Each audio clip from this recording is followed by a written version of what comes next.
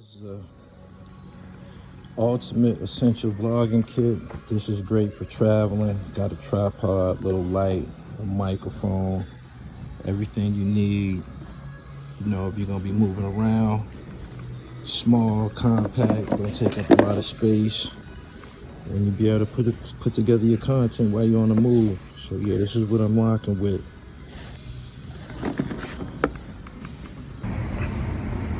I'm about to board this flight. It's a long time coming. Make sure y'all subscribe to the channel. Hold on. All right. Make sure y'all subscribe to the channel, The Real Gully TV. Hip hop, sports, and fashion. I'm getting better at this, the baggage aspect. I'm moving a lot more fluid, you know what I'm saying? I had to, this joint on wheels, man, is a big difference, man. I normally would be carrying a bunch of fucking polo bags all on my back, dragging me down, can't move and shit. But this little piece of luggage that I invested in, shit, it got me moving a lot more fluidly. So, and I'm an hour and a half early, so I ain't got to rush. And yeah, I'm on my way. Japan, here I come. This is probably the best travel arrangement situation that I ever executed. I did it all right. I took my time, pre-checked, all of that type of shit. So when I get in this line, I should just slide up in here like it ain't nothing. And be on to my first destination, which is Detroit. This is Cleveland Hopkins Airport where I'm at right now.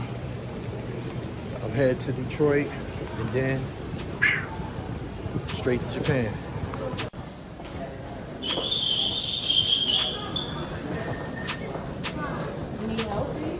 As you know, Cleveland, Ohio has the Rock and Roll Hall of Fame. And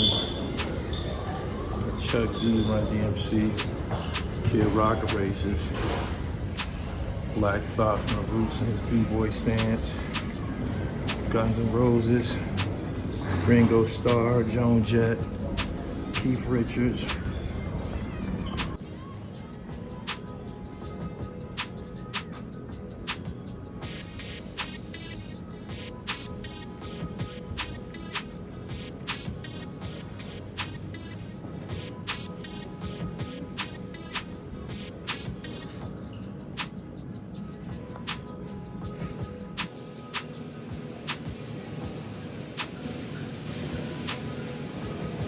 Flight DL-275, that's it. 205. Yeah, I'm here. This is Detroit International Airport.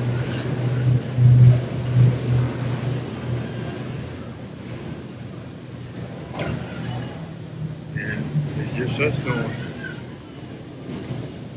It's us.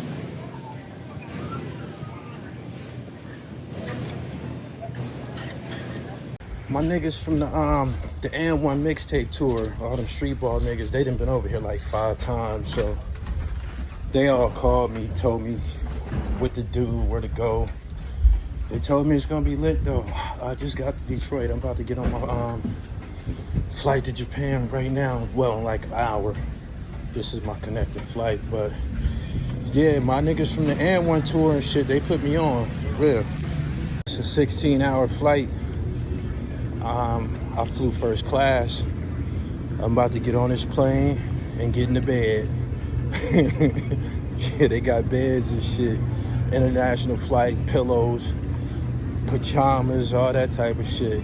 So I wasn't fucking around. I was on this for a minute. And I'm, you know, trying to get some shit for my clothing brand, like some I'm trying to get some dope, man, some shit for cheap. It could be, let me go over here and find t-shirts for 99 cents or some shit like that. You know what I'm saying? But yeah, it's a business trip. Peace. That's what this is for. This is for trying to dominate the brand, man. Like, I went to Paris one time, and some niggas from Japan got on the fucking plane and shit.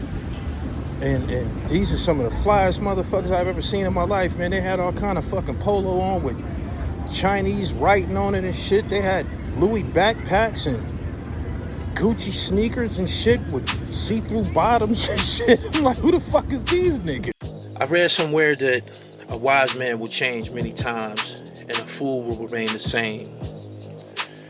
Over the course of the last couple of years, my success in broadcasting, film, literature has caused a great deal of change in me as a person. One of my older homeboys, I was hanging out with him. We was riding bikes one day, and he told me, man, your frequency is starting to change. And when he said that, he was basically talking about, from his perception, from his viewpoint, I was becoming or stepping into the shoes of the person that I was intended to be. This is a gentleman who knew me as a street guy, drug dealer, hoodlum, whatever you want to call it. And he was just telling me and acknowledging the fact that he was paying attention to the changes that I'm going through, how my character is different than it once was. Gotta have this beet juice, because I'm gonna be in that gym. You know what I'm saying? This gonna test my circulation. This along with the trifecta, just that power circulation. Tell you about colors and shit. Anything that you see red is more than likely for the bloodstream, for the kidneys and shit like that. Anything that you see green is more than likely for like oxygen. And that was my first time receiving that type of compliment from somebody. He said your frequency is changing. And when he said that to me, I wanted to build upon that. So I started to study what's called Stoic philosophy.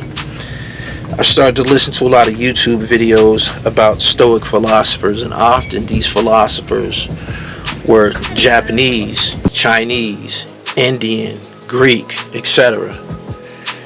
And while I was studying Stoic philosophy, I noticed that I started to become a lot more introverted because my views were different than everybody around me.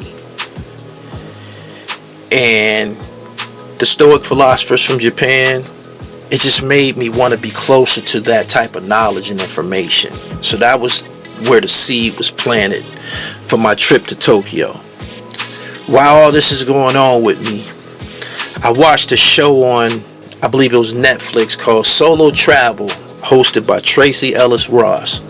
And what she was doing was taking trips all over the world, and I just got addicted to this TV series. And she was basically traveling, experiencing different cultures, enjoying good food, and spending time by herself. Hence the name Solo Travel. Again, a seed was planted. It's time for you to get back on this travel thing again. Now, me being somebody who's already been to Paris, France, London, England, Dubai, Jamaica, the Dominican Republic, Antigua, I wanted to really, really go far. I wanted to go someplace that a lot of my peers have never been and probably will never go.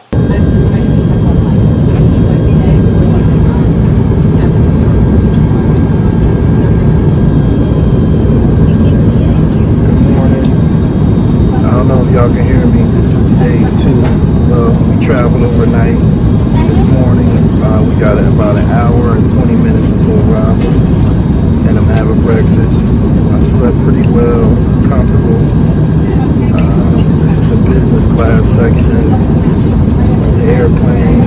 It's my first time riding business class. It was worth it. Definitely couldn't be going this distance riding coach. So I'm about to have my breakfast, and next time I'm going to go full-fledged first class, which is up there, and they have beds. I'm in a recliner right now, but I'm comfortable, and good morning. Peace. And again, I came to the conclusion that it was Japan that I was going to end up at.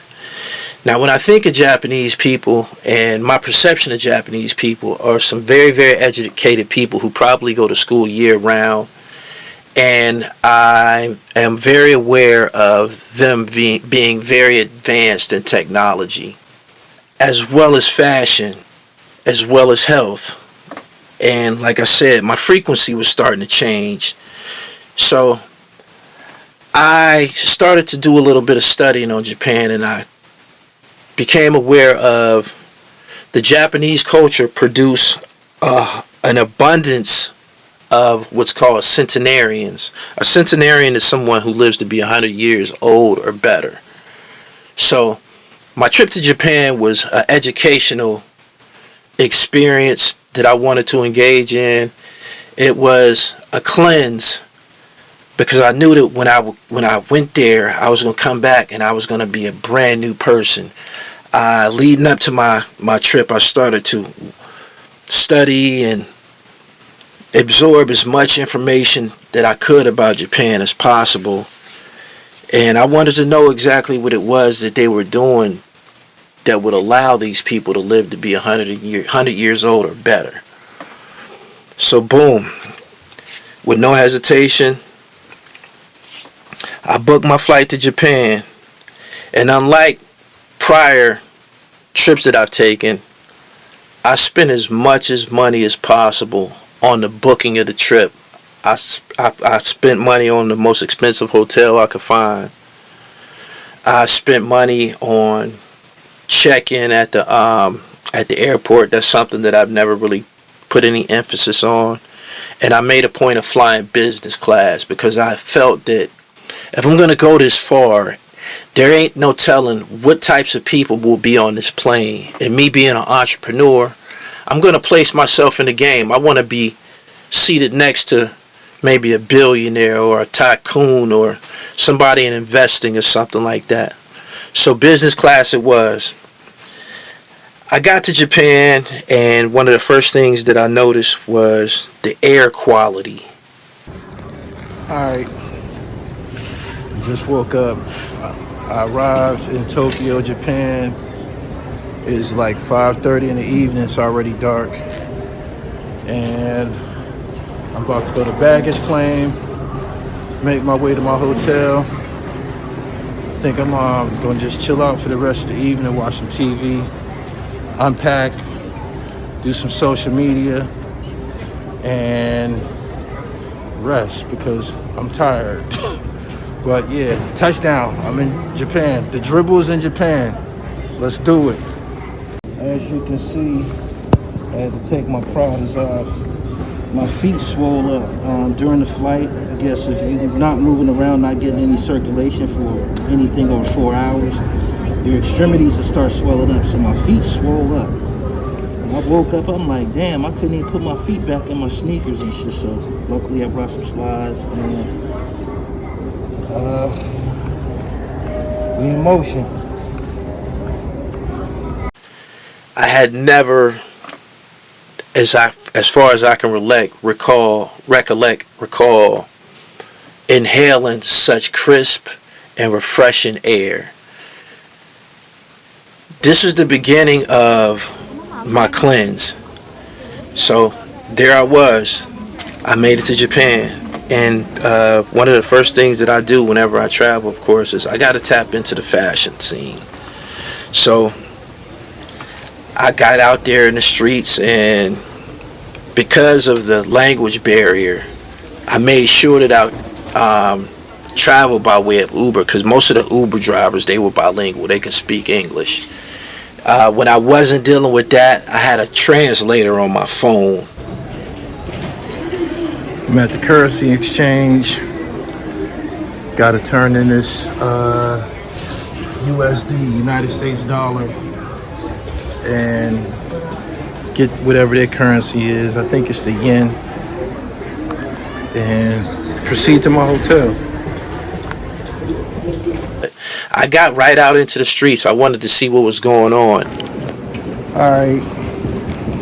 I just did all the procedures, all the fucking, I don't know, went through customs. That took a minute.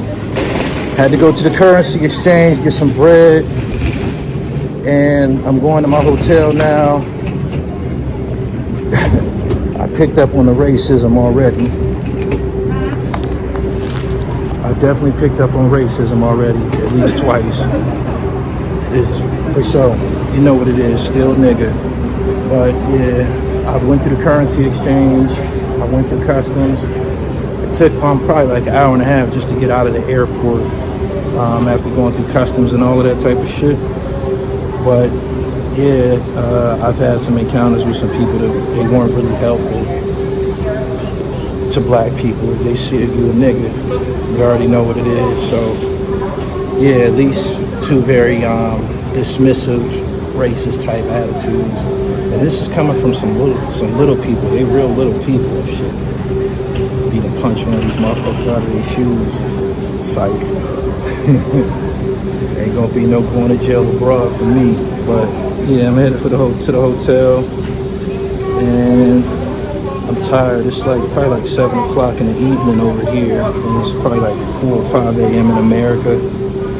Looking forward to get to my hotel so I can unpack and put my feet up and watch some TV. That's all I want to do right now. I need rest. And my first impression of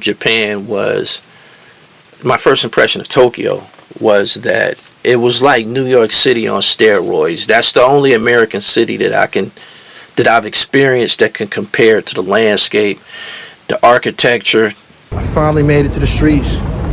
This is downtown Tokyo, and I'm about to hop in this shared taxi, thank you, and make my way to my hotel. But touchdown from the dribble. Let's get it in. Peace. Everything. It was like New York City times 3, if that makes any sense. A lot of people's images of New York City is tied to the 42nd Street area, where you see the Macy's Day Parade and all of that type of shit. Times Square. That's what Japan looks like everywhere. It's just a massive spectacle of lights, technology, and it just takes your breath away. I flew out of Cleveland, Ohio. I had a connecting flight, Detroit, Michigan. Then I was off. A 13 or 14 hour flight. And when you on an international flight, of course, it's not a regular experience. They bring you blankets, they bring you pillows. It's a lot more spacious than flying coach or flying on a traditional airplane. These airplanes are huge. And me being naive to the fact that I'm thinking that I'm the only black person who would want to experience this. I was wrong. It was several black people on the plane. For whatever reason, they kind of seated us in the same area. So I ended up sitting next to a chick from Michigan and a brother from Cincinnati. After about 3 meals, I was asleep most of my flight. I woke up and I watched a movie, I believe. I also watched a documentary about Luther Vandross. I've always been into music. Luther was somebody who I've always been a fan of. So that's how I occupied my time flying across the water. We ate a few meals, breakfast, lunch, and dinner, and next thing you know, they was telling us that we was arriving in Japan. One of the most tedious parts of this trip was customs, and when you finally get there, they play no games. They just not allowing anybody into their country. So they put you through a lot of shit at the airport. You go through a lot of shit. We probably was in the airport. When I say we, me and all of the Americans that flew there, we were probably in the airport an hour and a half. Just, baggage claim. Then, you got to fill out a lot of different paperwork. You got to present your passport, of course. And then you go to the currency exchange. After turning in my American money for some Japanese yen, I went to my hotel. I can't describe how I felt when I got there, when I finally arrived there. I felt very, very accomplished. My hotel room, flawless. Compared to hotels in the United States, the Japanese rooms are a lot smaller. But like I said, I spent money on this trip, so my accommodations were dope. This is day one of my shopping extravaganza. I woke up this morning with one low jacket on. I was walking so much, I started to sweat a little bit. I ended up buying another low jacket. This is a low sport rain joint. I got, you see that?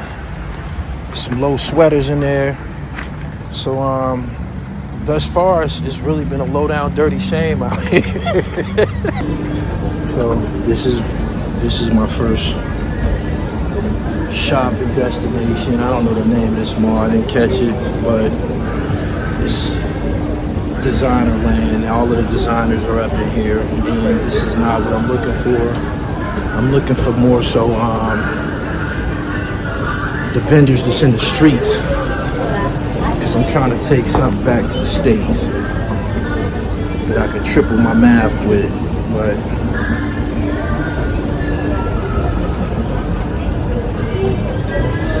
as you see, that's what I expected. But this ain't the spot. You got Cartier and all this other extra shit that I wasn't really looking for. This don't even strike me as the type of spot that would even have polo in it or nothing like that. But I seen some dope shit in here. I seen a Virgil store, bunch of fly off-white shit. But anything that I get in the United States, I ain't come over here to cop it. I'm looking for shit that's rare. So I'm stick to the whole idea of imports. I'm about to go take these sneakers off, put on my slides, and we're gonna try some ramen for dinner. But day one, it's been incredible. It's I think it's like 2 in the morning back home, and I'm getting over the whole jet lag thing. But you know, I got a 13-hour flight going home on Wednesday, so I'll be able to rest then.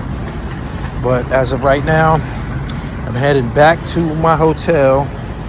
This is where I'm staying. It's called the Mitsui Garden Premier. The Mitsui Garden Premier. And this is like downtown Tokyo. But Mitsui Garden Hotel, that's where I'm at. I'm on like the 27th floor. And I'm just big chillin', man. The Gully way. Make sure you subscribe to the channel, The Real Gully TV, hip hop, sports, and fashion. That's that scholar in there. You can grab this from my website, therealdribble.com. Peace.